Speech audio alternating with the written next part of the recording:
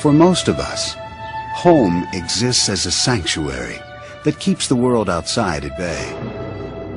For some, eerie sounds and visions turn their safe havens into prisons of fear. They believe that ghosts are living out a curse to inhabit their homes, forcing them to confront the haunting terror of the unexplained.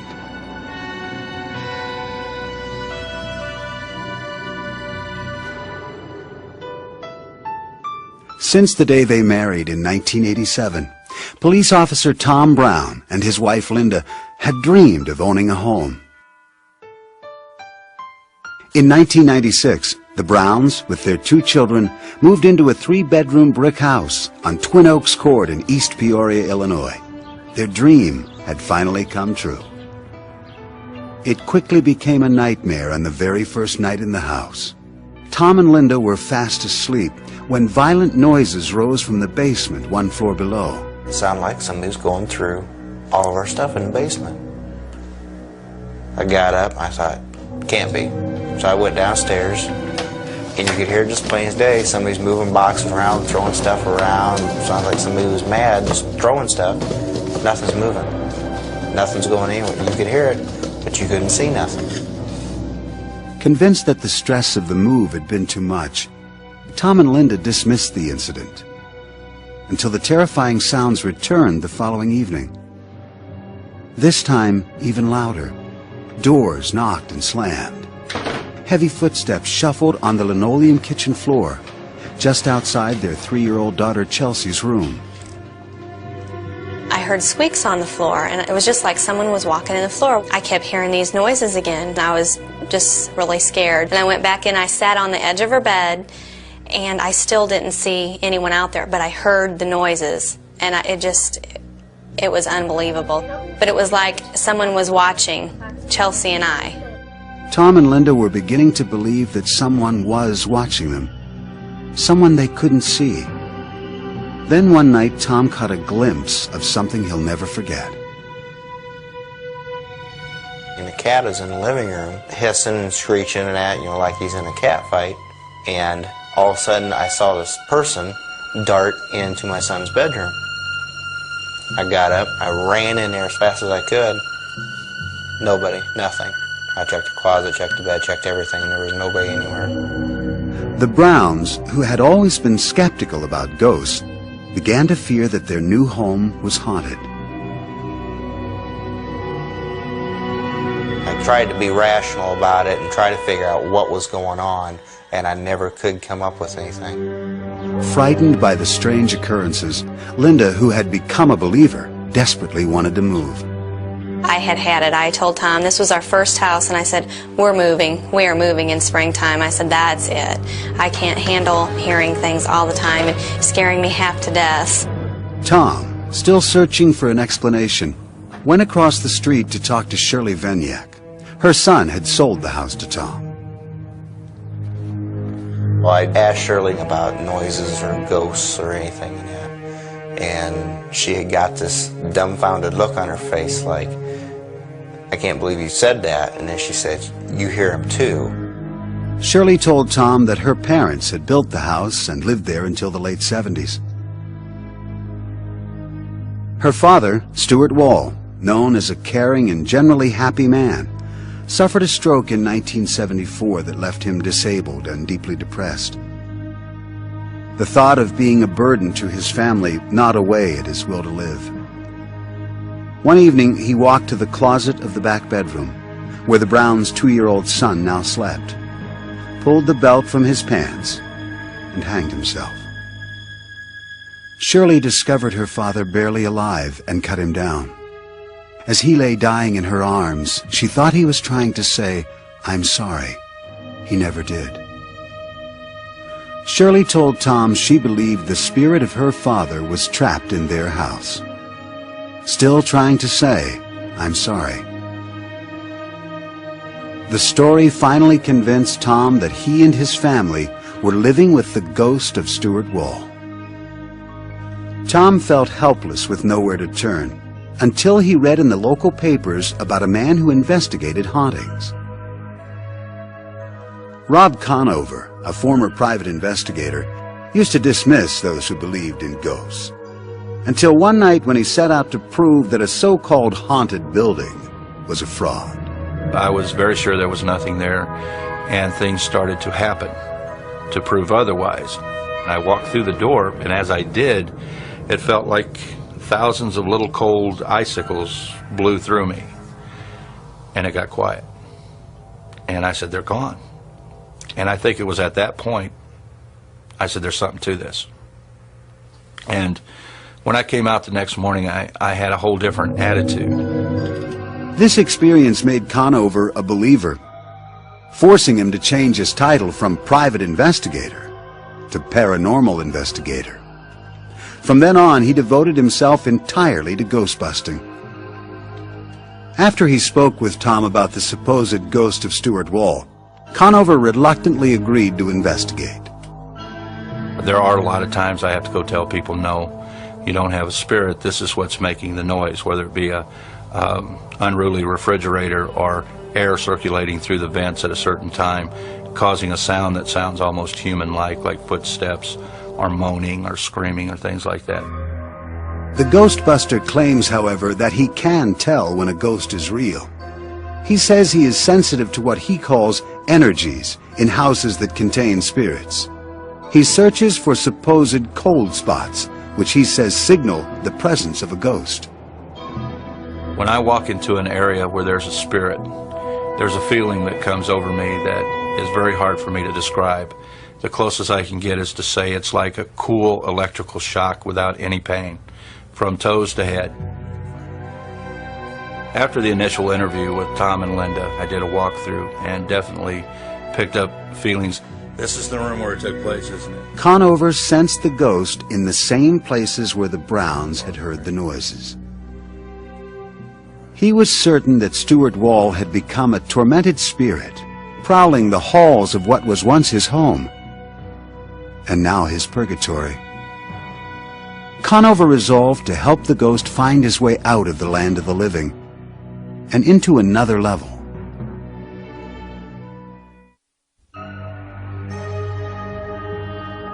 Paranormal investigator Rob Conover arrived at the Browns' house armed with equipment to do battle with the ghost of Stuart Wall. 20 years before, Wall had committed suicide in the back bedroom. Conover believes that his tormented spirit now prowled its halls, and he was confident that he could coax this troubled spirit through the light, his term for moving ghosts from this world to the next. When we pass away, we're all confronted with the light. And for us to stay on this side and not go through the light, the reasons for that are because we're attached to a person, place, or object on this side that we feel we have to protect or be with. Conover and his assistant began to walk through the house looking for Stuart's presence. Tom Brown, the owner of the home, and Shirley Vaniak, Stuart's daughter, followed closely behind them. I felt Stuart's presence. These stockings began to go back and forth by themselves. And I said out loud, so Stuart, you have my attention now. Do I go in the house or do I go in the basement? And at that point there was a loud bang in the basement. So we went down into the basement and his presence felt big time. They focused a video camera on the room, lit several candles, and turned out the lights. With a Bible in his hand, Rob called out to the spirit, asking it to show itself to Tom and Shirley. Stuart, I know you're down here. I explained to Stuart that God is a merciful God, and Stuart had been a good person all of his life. He had helped many, many, many people, and I believed that God had a place for him on the other side and was waiting for him. After more than an hour, the supposed ghost still had not responded to Conover, but the investigator was certain of the spirit's presence. I could see Stuart's ectoplasm. The ectoplasm is the energy that goes in front of a spirit that helps him move through the air. It's made up of electricity and energy. And I was able to see that. Again, he pleaded with the spirit to appear, now worried that it might totally ignore his request. And when I had about reached the end of my rope is when the hallway in the basement filled with this beautiful blue light that was very dense. You couldn't see through it at all. I didn't see the light at first until Shirley nudged me and said, "See, look." And then I moved my head over and saw it, and if I would never saw it, I'd never believed it had happened. To me, it was like a bluish green light. It was extremely bright, like a welder welding. Then, in a matter of seconds, the blue light faded away. It was at that point that I took my Bible and I stood up and made contact with Stuart and helped Stuart cross over into the light. The house felt like you had 150 guests in the house and you was cram-packed and you couldn't fit another person in, and all of a sudden everybody just left and shut the lights off. It was just a very empty feeling, like nobody was there no more. And you was all by yourself. Conover says at that moment the ghost of Stuart Wall left the house forever. The investigator immediately turned to the camera, excited about seeing the event on tape. This is what they saw. Yeah. Guys. Oh, look at the light. Tom, being a policeman, said, "I want to look at your videotape because I know that light's on the videotape." We put the videotape in, you heard our conversation, but there was no light on the videotape. And Shirley said, "Why?" And I said, "Because we were the only ones meant to see that light." Since that night, calm has returned to the house on Twin Oaks Court. The mysterious sounds and terrifying visions are gone.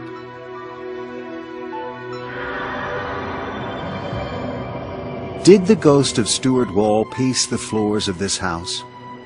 Was that spirit finally ushered to another world during this ritual? Skeptics say emphatically that ghosts do not exist, and that logical reasoning can explain all anomalies linked to spirits. Professor of psychology Terence Hines believes the Browns' ghost is a figment of their imagination. When you go into any new house, new to you, there are going to be strange sounds and events that you're not familiar with. And so if you go in thinking, "My God, somebody committed suicide in Johnny's room," and you hear something odd, it's very easy to think, "Wow, maybe that was a ghost." It was particularly easy for Linda Brown, who had grown up next door to the Walls and was 6 years old when Stuart Wall committed suicide. As a child, she didn't know how he died, but as an adult, she learned the tragic truth. Hines thinks this must have contributed to Tom and Linda's conclusion that the strange sounds and visions were caused by a ghost. Hines says this is natural. The human mind is actually pre-programmed to enforce order onto strange experiences. The human brain is set up to create perceptions, especially when we're faced with kind of random nebulous stimuli. The brain frantically tries to wire them all together to make some coherent sense out of that. Believers in ghosts like parapsychologist Lloyd Auerbach disagree that the ghost of Stuart was purely a function of Tom and Linda's perception. He argues that when several witnesses are reporting the same or similar experiences, as happened in the Brown house, those witnesses must be taken seriously. It's a subjective experience experienced by many people across many years, which lends very much credibility to there being actually something there and that it wasn't just imagined by people. And that's what we look at, is how many people, how many witnesses there are, what kind of corroboration we get. Witness testimony in hauntings seems to be fairly consistent. Eyewitness testimony is unconvincing because you can get eyewitnesses who will swear on the proverbial stack of Bibles that they've seen things that we clearly know don't exist. For example, you can find, if you go back to the Middle Ages, you can find people who swear that they saw witches flying on broomsticks across the sky. And I have no doubt that they really think they saw that. Conover and the Browns are certain they saw a blue light. But Tom Flynn, a skeptic who has examined hauntings, says that if they did, it should have shown up on their videotape. Video cameras respond to the same spectrum of colors that the human eye does. So if you're pointing a video camera at something and you see a blue light, so should it. So I think it's very revealing that these three people report that they've had this experience, and yet their own videotape doesn't verify it.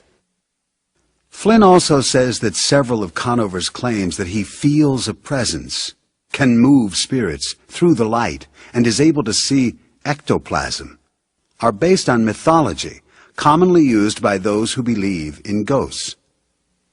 One of the stock tricks that spirit mediums would do at their seances, starting about in the 1860s, was to produce ectoplasm. We know now that 19th century mediums were using sleight of hand tricks, but out of this came the tradition that this ectoplasm, this kind of semi-material stuff, existed that pertained to the ghosts. Believers say that Conover may be relying on terms from popular culture, but his ritual appeared to be effective.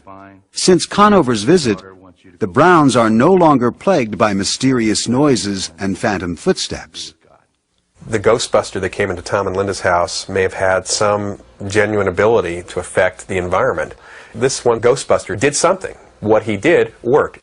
Professor Finook encounters that the best way to eliminate imaginary ghosts is by using imaginary ghost busting. This is a psychological relief more than anything else. In other words, he said the things these people wished to have said. He did the things which seemed to be appropriate to what they wanted to see and hear. Was the apparition of Stuart Wall's ghost a shared vision or a shared illusion? Does the mind make the senses lie?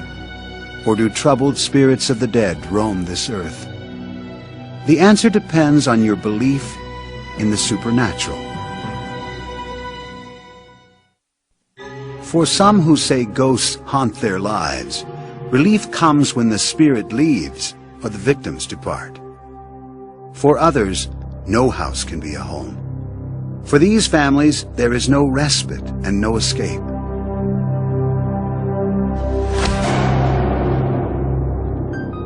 A painful divorce in 1968 left Beth alone with a small child and little money.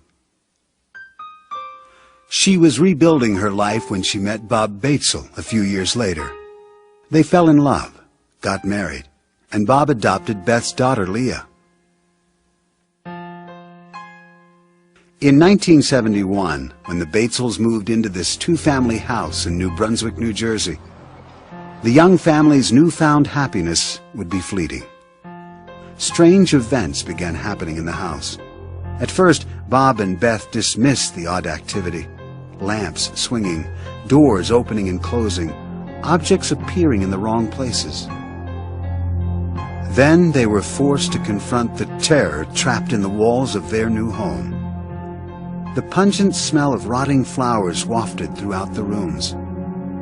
Temperatures supposedly rose to sweltering levels for no apparent reason. They began to witness shocking sights. Knives, forks, and baby bottles darted about the house, making them fear for their lives. I felt very scared, unsafe, undermined. You didn't know what was coming next, and that's a very undermining feeling of never knowing that the ground or the rug is being pulled out from under you. So you didn't know what to expect, so you were always aware. So the stress level was very high. The ghastly events escalated. The Batesels claimed they were attacked by small objects hurled about the house by unseen forces. I had some friends over for lunch, and just out of nowhere, the bathtub stopper, a round bathtub stopper, just came flying between two of us that were seated at the table as though someone just threw it. The moving objects became even more threatening. One night, Bob and Beth were paralyzed with fear as they watched a lit cigarette drift down from the ceiling. We just didn't know what to do because we didn't know whether to reach out and grab it, if someone were actually holding it that we just didn't see. If it hit the floor, would it start a fire? We just didn't know what to do. The enormous stress from incidents like this forced Beth, who had never believed in ghosts, to confront what seemed very much like a haunting. Word of the Batesels' ghost spread, and a spiritual group interested in paranormal activities asked to conduct a seance in their home. Bob and Beth, at a loss for an alternative, agreed. We felt we were drowning in a sea of phenomena that we could not explain. We had never had this before, we didn't know anything about it at the time, and we needed help. The group gathered with Beth and Bob around the dining room table. They closed their eyes and joined hands. When the psychic called out to the spirits, the ghost began to speak through her. Beth secretly taped the proceedings. Can you tell us your name? It's my land. And you get out. Well, if we could investigate to see if it is your land, maybe we would be out, but you'll have to help us and tell us what your name is. My name is George Baxter. George Baxter? This land belonged to me. I bought it in the year 1872. Now you look that up, mister. We will, George. The next day, Beth went to the New Brunswick Library to research the history of the house. She discovered a George Baxter had bought the land in 1872. Beth was stunned, but Bob remained skeptical until a few weeks later, when they found threats written in lipstick and marker on the walls and mirrors. Now Bob was certain that his house was haunted.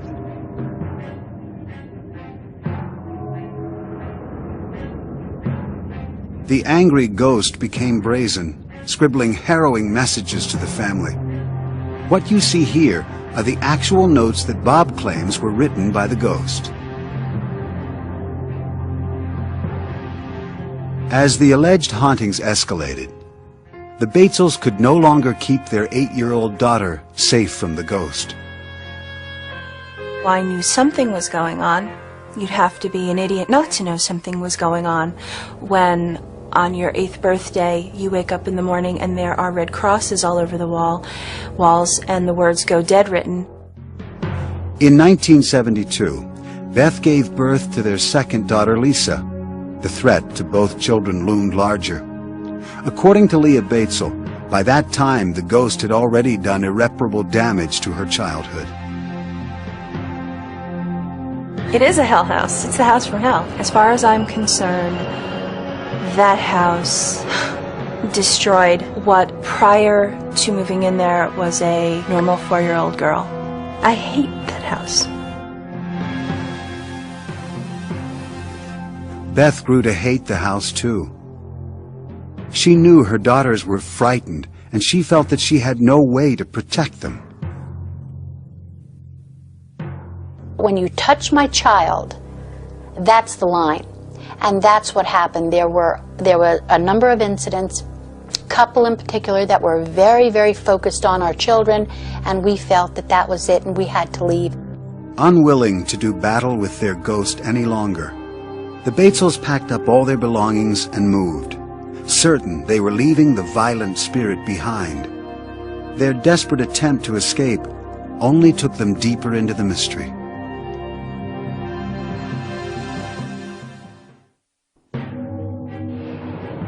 Bob and Beth Batesel and their 2 young daughters fled their home in New Brunswick, New Jersey, believing they were escaping the terror of the ghost that haunted them there.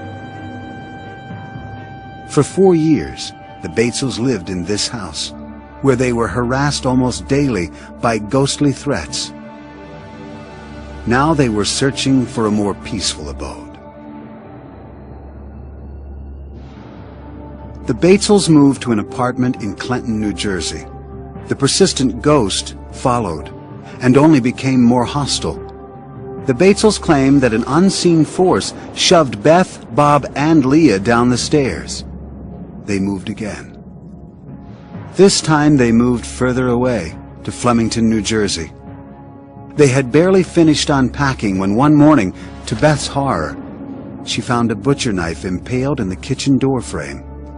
She knew then they had not eluded the vicious spirit.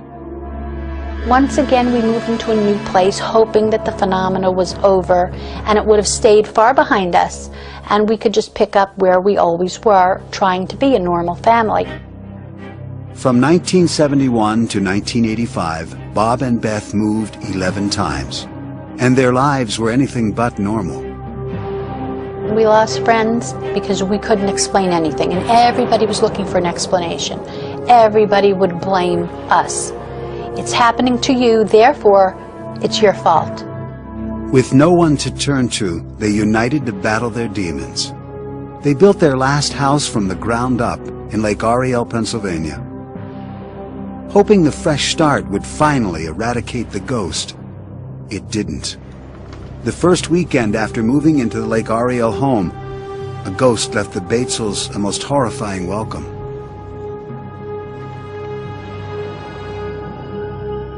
It was well past midnight when the Batesels were startled out of bed by hysterical crying. Rushing to their daughter's room, the Batesels found her terrified, screaming that her cat was hanging by its neck from the doorway with its eyes gouged out. The Batesels saw nothing. This ghost-like apparition had disappeared. Several nights later, the Batesels were again startled out of their sleep as the glass in picture frames hung in the living room spontaneously exploded, shattering glass throughout the house. It's really difficult to describe how you feel when you're in the middle of a whirlwind. But we have stopped asking why because we're too busy dealing and living with it. Most reports of hauntings link the ghost to a place. The Batesels believe that in their case, ghosts come to them. We have come to understand that there are hauntings which are attached to a particular place and remain. And then there are hauntings that seem to be the people. The people are haunted, not the place. So no matter where the people go, it doesn't matter, they will still be haunted. From everything that has been done and tested and what we've been told, I seem to have some kind of presence. I am some kind of magnet that seems to attract these spiritual things. The Batesels, physically and emotionally exhausted, say they can no longer try to escape the ghost. They remain in their Lake Ariel home, resigned to its hauntings and uneasy about what may lie ahead. Do the Batesels somehow attract hauntings and spirits wherever they live? Or do they create their own demons?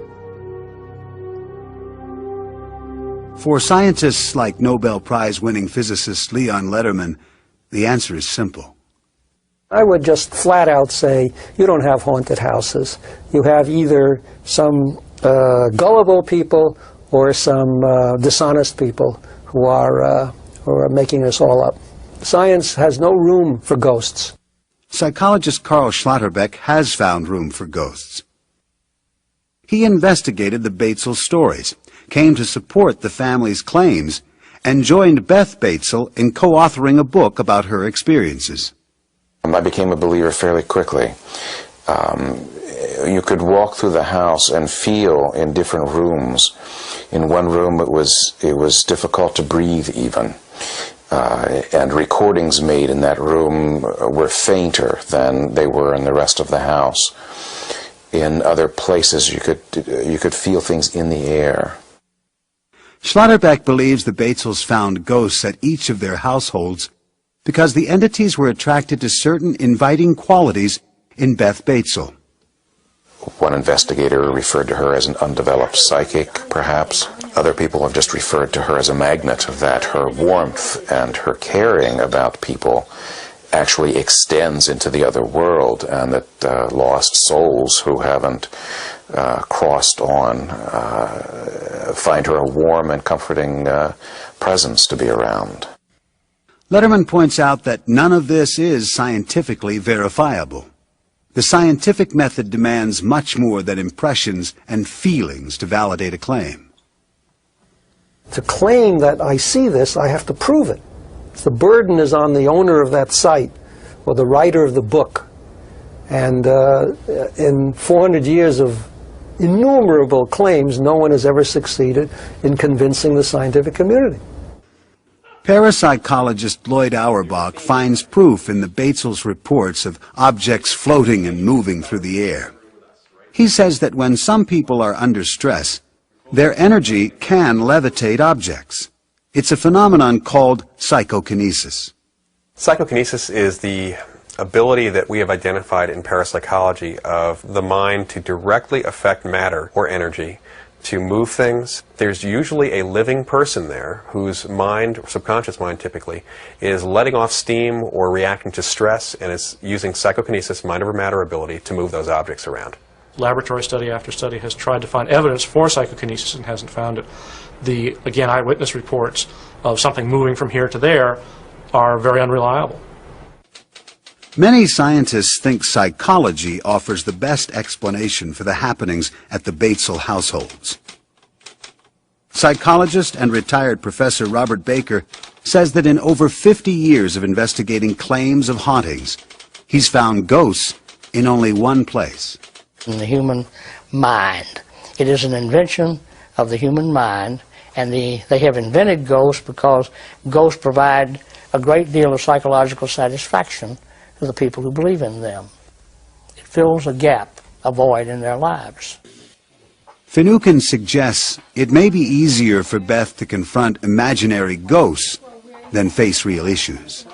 Ghosts can be used by particular members of the family for their own purposes as a method of self-defense, if you like, psychological self-defense, when things are going badly in the rest of the family's existence.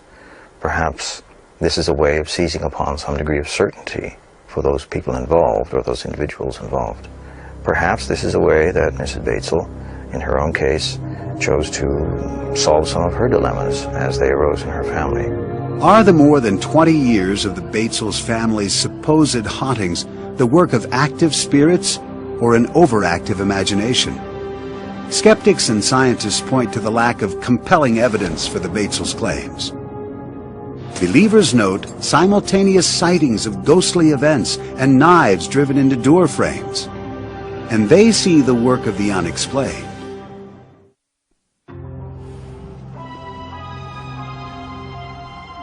For centuries, Native American elders have passed down legends that tell of hidden places deep in the mountains of Colorado. For the spirits of the dead, these sites are sacred portals that provide passage in and out of this world to the next. For the living, these places are mysterious gateways that offer a glimpse of the unknown.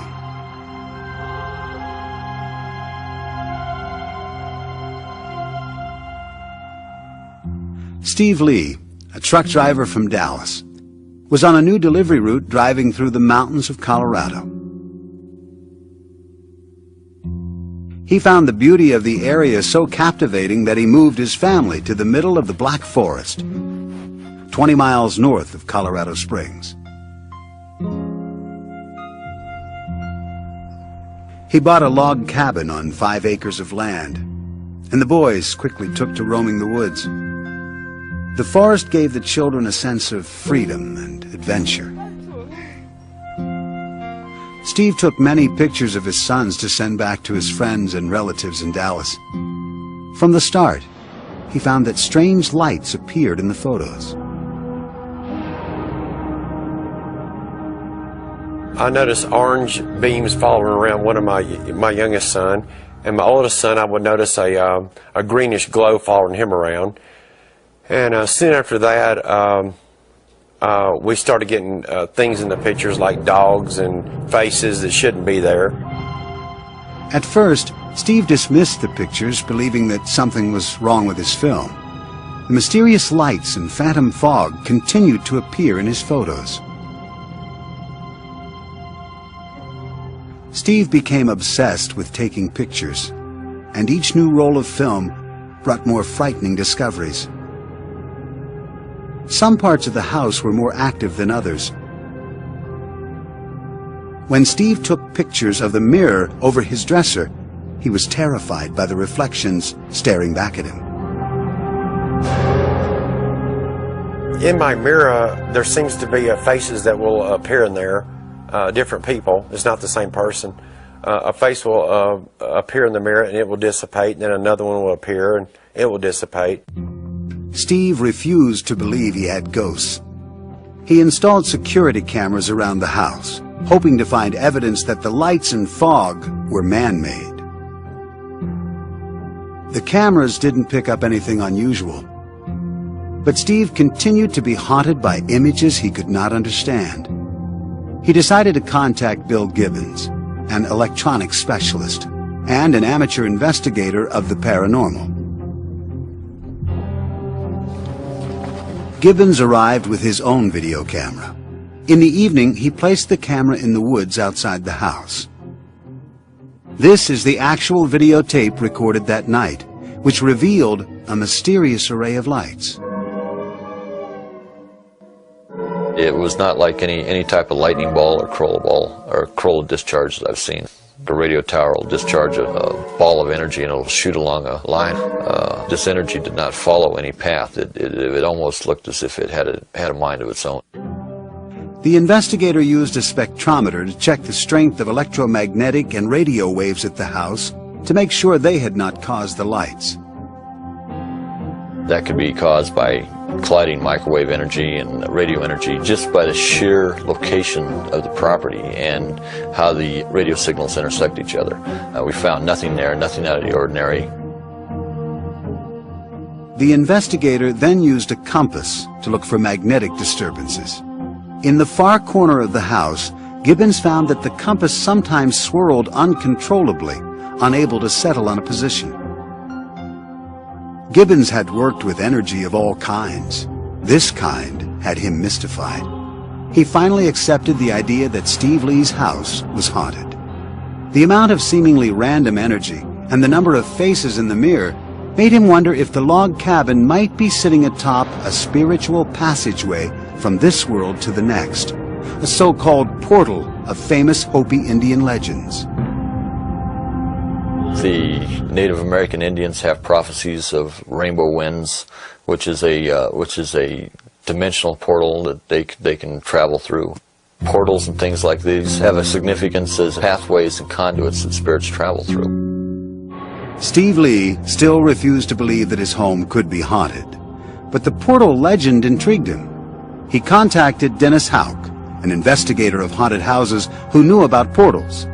Hopi Indians and people who believe that in the Black Forest area, which goes back quite a long way, that there is traditionally some type of portal that was open to the other side, and literally hundreds of spirits have gone through. Lee invited Houck to examine his home. The investigator arrived with an infrared camera, capable of revealing energy on film. It shows gradients of invisible energy as different colors.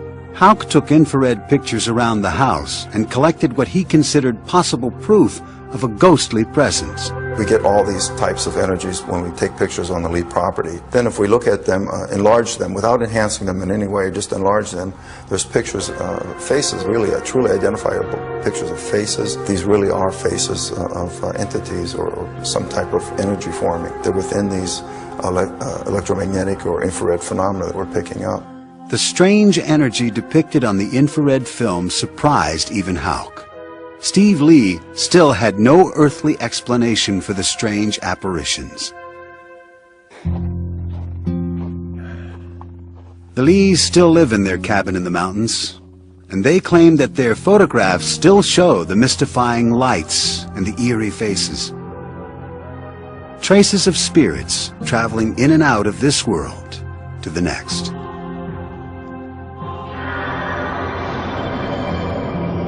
Is the Lee house filled with spirits moving through a legendary portal?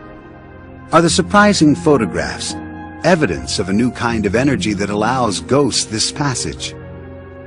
Scientists and skeptics offer a resounding no. Tom Flynn, a photo expert, believes many of the anomalies on the photos have logical explanations. I've examined the Lee pictures, and I find far more evidence of common camera problems than of the supernatural. I think that most of these mysterious fogs are various items, including the camera's own strap, that stray very close to the camera, so close that they go out of focus, so close that they're blasted bright white by the on-camera flash. It also creates a lot of lens flare. And that's where you get the characteristic little round transparent circles that kind of glow whitish. Those who believe that this Colorado house may be sitting on top of a spiritual gateway say that Lee's photos may have captured the portal in action.